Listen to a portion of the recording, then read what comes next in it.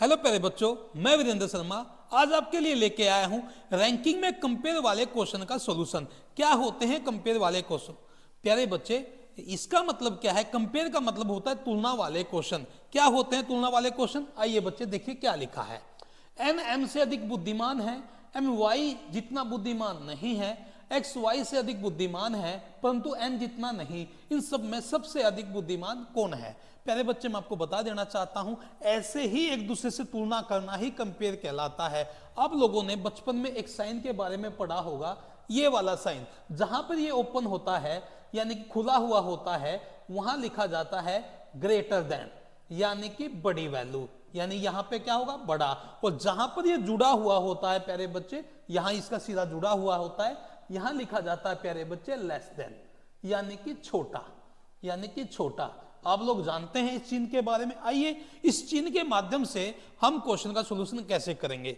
देखिए बच्चे, जैसे कि आपको क्वेश्चन में बोला गया है एन एम से अधिक बुद्धिमान है, तो एम जो होगा बड़ा है यानी कि ओपन की तरफ आएगा, तो एम आएगा प्यारे बच्चे यहां।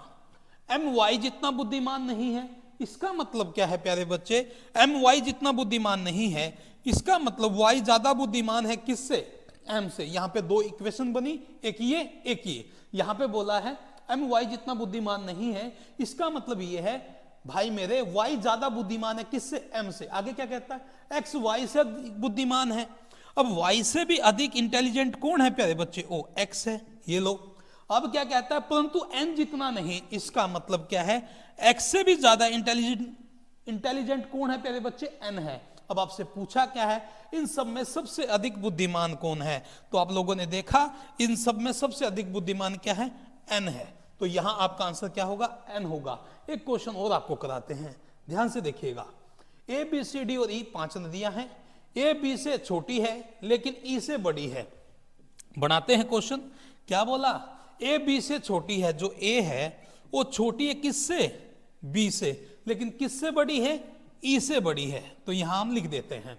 अब कहता है सी सबसे बड़ी है, सी को अलग लिख लेंगे, ये सबसे बड़ी है उसने बोल दिया है। चलिए आगे बढ़ते हैं।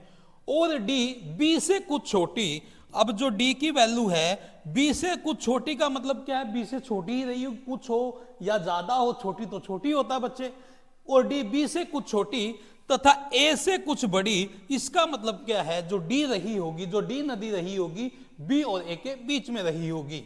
क्लियर है यहां तक? अब यहां क्या था? ई को हम रख देते हैं।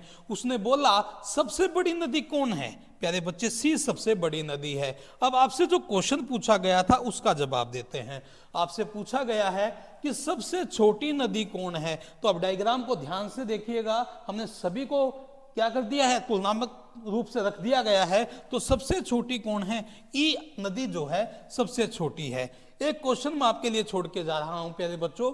मुझे आशा है इस क्वेश्चन का जवाब आप कमेंट बॉक्स में जरूर देंगे। नमस्कार।